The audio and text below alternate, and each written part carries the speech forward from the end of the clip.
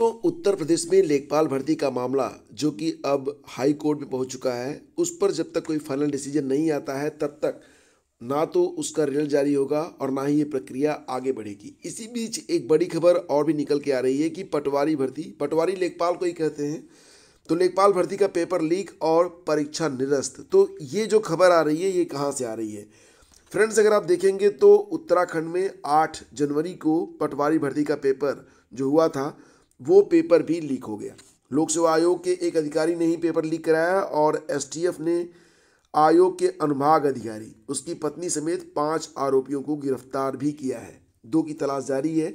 आयोग ने यह परीक्षा अब फिलहाल निरस्त कर दी है और ये अच्छी बात है कि उस पर ज़्यादा इधर उधर करने के बजाय परीक्षा को निरस्त कर दिया गया है और इसके लिए नेक्स्ट एग्ज़ाम डेट भी डिक्लेयर कर दी गई है और अनुभाग अधिकारी को सस्पेंड भी कर दिया गया है। तो उत्तराखंड अधीनस्थ सेवा चयन आयोग में भर्ती घपला सामने आने के बाद उत्तराखंड लोक सेवा आयोग को पटवारी लेखपाल समेत 13 परीक्षाओं की जिम्मेदारी दी गई थी।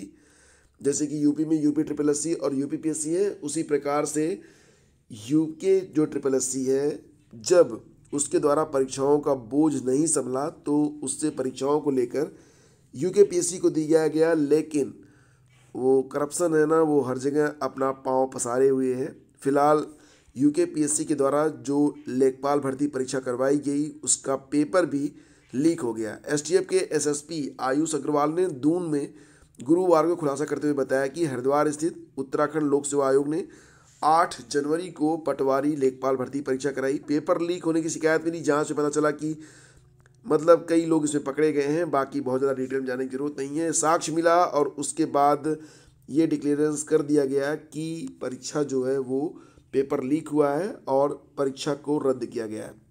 मुख्यमंत्री क्या कहते हैं इस पर? पुष्कर सिंह धामी जो कि उत्तराखंड के मुख्यमंत्री हैं, उनका कहना है कि पटवारी भर्ती पेपर लीक मामले में जो भी दोषी होगा उसके खिलाफ अविलंब सख्त कार्रवाई की जाएगी। परीक्षाओं की शुचिता सुनिश्चित की जाएगी। परीक्षाओं को हम नकलविहीन बनाने के लिए शीघ्र ही सख्त कानून लेकर आ रहे हैं। तो सख्त कानून की नितांत आवश्यकता उत्तर प्रदेश में भी है, क्योंकि विगत कई वर्षों से और विगत कई परीक्षाओं में ऐसे वाक़ये देखने को मिल रहे हैं जब यूपी में भी, चाहे वो यूपी टीटी की परीक्षा हो, चाहे लेखपाल भर्ती की परीक्षा हो, और भी कई अन्य परीक्षाएं हैं जिसमें इस प्रकार के जो आरोपी हैं वो पकड़े गए हैं। फिलहाल 12 फरवरी को नेक्स्ट एग्ज़ाम डेट है पटवारी लेखपाल भर्ती के लिए। और यहाँ पर देखिए 5 आरोपियों को एसटीएफ ने गिरफ्तार किया है। 35 अभ्यर्थियों ने हरिद्वार में भर्ती का पेपर खरीदा था। तो इसके बारे में आज हर राज्य के अखबारों में सूचनाएं जानकारी जो है वो दी गई है। आपको बताना चाहेंगे कि निरस्त पटवारी परीक्षा 12 फरवरी को होगी। पटवारी लेखपाल भर्ती परीक्षा का पेपर लीक होने का खुलासा होने के बाद 8 जनवरी को आयोजित परीक्षा जो है निरस्त कर दी गई है। अब यह परीक्षा कब होगी? तो 12 फरवरी को होगी, जबकि 12 को निर्धारित सहायक लेखाकार की परीक्षा अब 19 फरवरी को करवाई जाएगी। तो थोड़ा सा एग्ज़ाम टाइम टेबल जो यूकेपीएससी का है वो थोड़ा सा चेंज किया गया है। लोक सेवा आयोग के सचिव जीएस रावत का कहना है कि एसटीएफ ने बताया कि आयोग के अनुभाग अधिकारी संजीव प्रकाश चतुर्वेदी ने पटवारी भर्ती परीक्षा के 380 प्रश्न अवैध रूप से अन्य आरोपियों को दिए। आयोग ने दावा किया है कि पूरा पेपर लीक नहीं हुआ है। उन्होंने बताया कि पटवारी भर्ती परीक्षा के पेपर लीक होने के आरोपी संजीव प्रकाश चतुर्वेदी, अनुभाग अधिकारी अतीक ओपन 3 को तत्काल रूप से निलंबित कर दिया गया है। अगली खबर जो कि निकल के आ रही है यूपी टीजीटी पीजीटी और असिस्टेंट प्रोफेसर भर्ती परीक्षा के बारे में। तो फिलहाल दोस्तों यहाँ पर एक अच्छी खबर ये है कि यूपीएचईएससी के जो अध्यक्ष हैं ईश्वर शरण विश्वकर्मा, उनका कार्यकाल जो कि फरवरी में ख़त्म हो रहा था उसको बढ़ाए जाने की खबर आ रही है। और यूपीएचईएससी की असिस्टेंट प्रोफेसर की जो परीक्षा है विज्ञापन संख्या 51, तो उसकी जो परीक्षा होगी वो यूपीएचईएससी ही करवाएगा। और साथ ही साथ ये भी खबर निकल के आ रही है कि टीजीटी और पीजीटी की जो परीक्षाएं अभी फ़िलहाल तो इसके बारे में कोई भी ऑफिशियल डिक्लेरेंस नहीं आया है, क्योंकि सदस्यों की नियुक्ति ही नहीं हुई है। अभी फ़िलहाल जो पूरा मामला है वो नए आयोग और वर्तमान में चयन आयोग के बीच में अटका हुआ है। तो फिलहाल दोनों ही भर्तियों के बीच जो ये उलझाव है वो अभ्यर्थियों के लिए अच्छा नहीं माना जा रहा है। एक बात तो यहाँ पर क्लियर हो रहा है कि यूपीएचईएससी ही असिस्टेंट प्रोफेसर भर्ती को पूरी कराएगा, क्योंकि इसके जो अध्यक्ष हैं ईश्वर शरण विश्वकर्मा, तो उनके लिए जो कार्यकाल है वो बढ़ाया जा सकता है। और ये भी न्यूज है कि आयोग ने अपने स्तर पर परीक्षा कराने की तैयारी भी कर ली है। सरकार से दिशा निर्देश मिलने का इंतजार है। लेकिन अगर मामला यहाँ पर यूपी टीजीटी पीजीटी के बारे में देखें तो कुल मिला के यहाँ पर आवेदन की जो प्रक्रिया है पूरी हो चुकी है, लेकिन परीक्षा की तिथि जो है घोषित नहीं की गई है। चयन बोर्ड में सदस्यों के सभी पद खाली हैं और अध्यक्ष का कार्यकाल जो है वो 8 अप्रैल को पूरा हो जाएगा। नए सदस्यों की नियुक्ति नहीं हुई है। इसी बीच नए शिक्षा सेवा आयोग के गठन की भी घोषणा कर दी गई है। प्रतियोगी छात्र मोर्चा के बैनर तले अभ्यर्थी 9 दिनों से चयन बोर्ड के बाहर क्रमिक अनशन पर बैठे हुए हैं, लेकिन अध्यक्ष उनसे मिलने के लिए तैयार नहीं। शायद उनके पास कहने के लिए कुछ है नहीं, इसलिए वो तैयार नहीं है। तो अभ्यर्थी चाहते हैं कि पदों की संख्या बढ़ाने के लिए पोर्टल खोला जाए और परीक्षा तिथि को डिक्लेयर किया जाए, और चयन बोर्ड की ओर से स्थिति फिलहाल अभी स्पष्ट नहीं है। आगे बढ़ते हैं। मुख्य सेविका के 2693 पदों पर होने वाली भर्ती में विज्ञान संकाय से गृह विज्ञान में स्नातक महिलाएं भी आवेदन कर सकेंगी। उत्तर प्रदेश अधीनस्थ सेवा चयन आयोग ने मुख्य सेविका की नियमावली में संशोधन करके प्रस्ताव शासन को भेज दिया है। मतलब ये कि अभी जो है दोबारा से पोर्टल खोलकर मुख्य सेविका के लिए आवेदन एक बार फिर से लिए जाएंगे, और इस बार आवेदन उन अभ्यर्थियों से भी लिए जाएंगे या उन महिलाओं से लिए जाएंगे जिन्होंने होम साइंस से बीएससी किया हुआ है। तो आयोग ने बाल विकास विभाग में मुख्य सेविका के 2693 पदों पर भर्ती के लिए 4 जुलाई को विज्ञापन जारी किया था। इसमें शैक्षिक अर्हता में कला संकाय से गृह विज्ञान में स्नातक निर्धारित किया गया था, लेकिन विज्ञान संकाय से जो होम साइंस में स्नातक थे तो उन्हें बाहर कर दिया गया था। फिलहाल मामला कोर्ट में गया और अब आयोग ने मुख्य सेविका भर्ती की नियमावली में संशोधन करते हुए विज्ञान संकाय से गृह विज्ञान में स्नातक करने वाली महिलाओं को भी मौका देने का प्रस्ताव शासन को भेज दिया है। सूत्रों के मुताबिक नियमावली में संशोधन की कार्रवाई की जा रही है।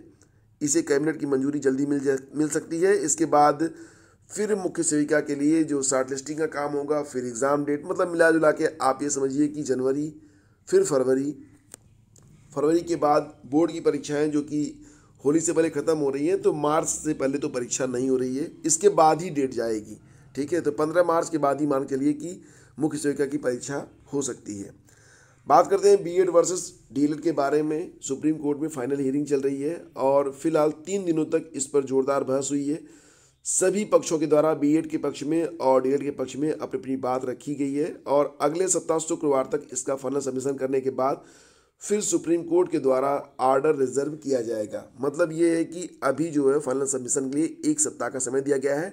बहस जो है वो पूरी हो चुकी है। जिसको जो भी करना था वो इन 3 दिनों में अपनी बात रख चुका है। तो सुप्रीम कोर्ट से यही एक बड़ी अपडेट है कि नेक्स्ट वीक में फाइनल सबमिशन के बाद ऑर्डर या तो रिजर्व होगा या तो निकल के सामने आएगा, और उसके बाद आप समझ पाएंगे कि प्राइमरी शिक्षक भर्ती के लिए कौन ज़्यादा एलिजिबल है। क्या दोनों एलिजिबल हैं या फिर इनमें से कोई एक। फिलहाल आगे बढ़ते हैं और खबर है कि पीएचडी जीआरएफ को देना होगा 100 नंबर का इंटरव्यू। तो मामला यहाँ पर है कहाँ से, प्रोफेसर राजेंद्र सिंह राज्य विश्वविद्यालय इलाहाबाद से। वहाँ पर पीएचडी करने के लिए ऐसे स्टूडेंट जो कि जीआरएफ जिनके पास जीआरएफ है, तो जीआरएफ वालों को सिर्फ 100 नंबर का इंटरव्यू देना होगा, जबकि जो सामान्य रूप से परास्नातक हैं उनके लिए प्रवेश परीक्षा होगी क्रेट की, और उसमें 70 नंबर थियरी और 30 नंबर इंटरव्यू के आधार पर उनकी फाइनल मेरिट जो होगी वो बनाई जाएगी। मतलब जीआरएफ को फ़ायदा यही मिल रहा है कि डायरेक्टली उनको जो है प्रवेश परीक्षा में शामिल नहीं होना है, सिर्फ उनको इंटरव्यू देना है 100 नंबर का, और इसके बाद उनको जो है पीएचडी करने के लिए एनरोल कर लिया जाएगा। तो जूनियर रिसर्च फेलोशिप अभ्यर्थियों के लिए शोध की राह आसान होगी। प्रोफेसर राजेंद्र सिंह राज्य विश्वविद्यालय शैक्षिक सत्र 2022-23 के पीएचडी में प्रवेश के लिए अगले सप्ताह नोटिफिकेशन जारी कर आवेदन लेने की तैयारी है। इस बार जीआरएफ अभ्यर्थियों को सिर्फ 100 नंबर का इंटरव्यू ही देना है, और इंटरव्यू के आधार पर पीएचडी में प्रवेश दिया जाएगा। वहीं नेट और सामान्य अभ्यर्थियों के लिए संयुक्त प्रवेश परीक्षा क्रेट आयोजित की जाएगी। मतलब ये कि क्रेट सिर्फ उनको देना है जो लोग नेट या सामान्य भर्ती है। सामान्य भर्ती का मतलब जिन्होंने पीजी किया हुआ है, क्योंकि पीजी मस्ट होता है पीएचडी से पहले। तो ये थी फ्रेंड्स आज की पूरी अपडेट। अब चलते चलते आपको बता दें कि उत्तर प्रदेश में फिलहाल राजस्व लेखपाल भर्ती परीक्षा के रिजल्ट के बारे में क्या चल रहा है। तो उत्तर प्रदेश अधीनस्थ सेवा चयन आयोग की ओर से आयोजित राजस्व लेखपाल भर्ती परीक्षा की उत्तर कुंजी पर करीब 69,000 आपत्तियां आई हैं। अब इनके निस्तारण के बाद भी इलाहाबाद हाईकोर्ट की लखनऊ खंडपीठ में दायर याचिकाओं का निस्तारण आयोग के लिए परेशानी का सबब बना हुआ है। लेखपाल के 8,085 पदों के लिए 31 जुलाई 2022 को परीक्षा में 2.47 लाख अभ्यर्थियों में से 2,12,863 मौजूद रहे। 1 अगस्त को आयोग ने उत्तर कुंजी जारी कर आपत्तियां मांगी थी। इसके बाद 100 प्रश्नों में से लगभग सभी प्रश्नों के उत्तर पर 69,000 आपत्तियां आईं और इस पर 3 प्रश्न का उत्तर गलत मानते हुए आयोग ने फिर अंतिम उत्तर कुंजी जारी की। भविष्य में होने वाली सभी परीक्षाओं के लिए आयोग उत्तर कुंजी पर प्रति प्रश्न आपत्ति 100 रुपये शुल्क लेगा। इससे पहले आपत्तियां निःशुल्क दायर की जाती थी। आयोग का मानना है कि निःशुल्क होने से कई प्रश्नों पर अनावश्यक आपत्तियां भी भेजी जाती हैं। फिलहाल अभ्यर्थी जो थे कोर्ट गए थे, अब सभी याचिकाओं का निस्तारण होने के बाद ही अंतिम परिणाम जारी होगा। मतलब लेखपाल भर्ती का जो परिणाम होगा वो अभी जारी होने में काफ़ी वक्त है, मतलब जनवरी में तो नहीं आ सकता, और कब आएगा इसके बारे में तो फिलहाल सब कुछ इस बात पर निर्भर करता है कि कोर्ट की ओर से क्या फाइनल डिसीजन आता है। तो फ्रेंड्स, ये थी आज की पूरी अपडेट। अगर सेशन आपको अच्छा लगता है तो लाइक और शेयर किया करें। मैं सेशन को बनाने में पूरी ईमानदारी बरतता हूँ ताकि आप तक सही और सच्ची खबरें ही पहुँचें। तो सपोर्ट करेंगे प्लीज़ जो है कृपया लाइक कर दिया करें, अपने दोस्तों के बीच शेयर भी। Thank you so much.